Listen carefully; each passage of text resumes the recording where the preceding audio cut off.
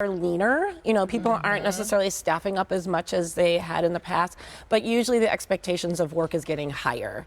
And if there's any open roles, they may go unfilled for a really long time, and someone needs to absorb that work, or people are just getting used to doing more work with fewer people. And I think it's so frustrating when you're doing the work of several people, because then you probably don't feel like you're good at any one of the things that is a role that's assigned to you. Correct. So what do you think employees should do then when they're being asked to take on more responsibilities more often? Yeah, well, approach it with a positive attitude first, right? You might be complaining on the inside, but we're going to approach our boss with a positive attitude and say, I'm excited about the opportunity to contribute more.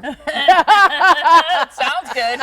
And could we have a conversation around what this means for my current responsibilities? You know, you want to understand the prioritization, right? If I'm taking on more work, is there anything on my current plate that comes off or becomes less important?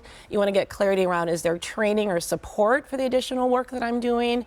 And I would start there first before immediately asking for, well, I need a raise or I need a better title. That can come. I'm not saying don't advocate for that, but I think, you know, baby steps first, and just open up the conversation to understand, is this a permanent additional work or temporary? Well, because it sounds like you're not getting a choice. Right. Is the situation that's happening. You're not being asked, you're being voluntold. Right. So, okay, so then on top of that, then how can employees advocate for pay or recognition or do those kinds of things without feeling or seeming difficult? Yes, so once you have clarity, is this, you know, long-term or short-term? Am I going to get some additional support? What is the new prioritization? I think you can go into this with a little bit more clarity. Certainly do a good job, but definitely be recording your impact. You know, what is the additional work that you're taking on, but more importantly, what's the value that you're adding? What's the impact? You know, I've taken on X, Y, and Z. It's not just about the volume of work, but it's leading to these results, right? Keep track of that. And then at the appropriate time, have the conversation with your boss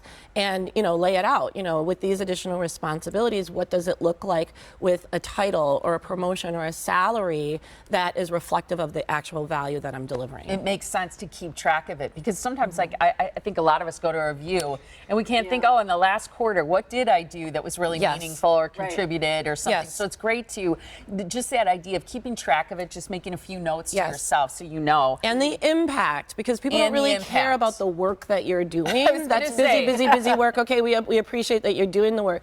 What is it translating into? Yeah, what's the true value? Do you feel that being voluntold, is there some advantage or benefit to it sometimes? I mean, I think so. People who kind of suck at their job are not the ones who are going to be voluntold. So first of all, you could see it as a little bit of a compliment. Okay, they have a trust in me. They're asking me, and it is an opportunity to learn and stretch and grow, and that's always a good thing. And sometimes that's even more important than the title or the pay. What you just don't want to do is make sure that you're stretched so thin that the learning opportunity turns into burnout, and then, like you said, you're not good at anything. So I actually do think it can be a good thing, but it really requires transparent conversation with your boss to just get clarity on, you know, how can you step up and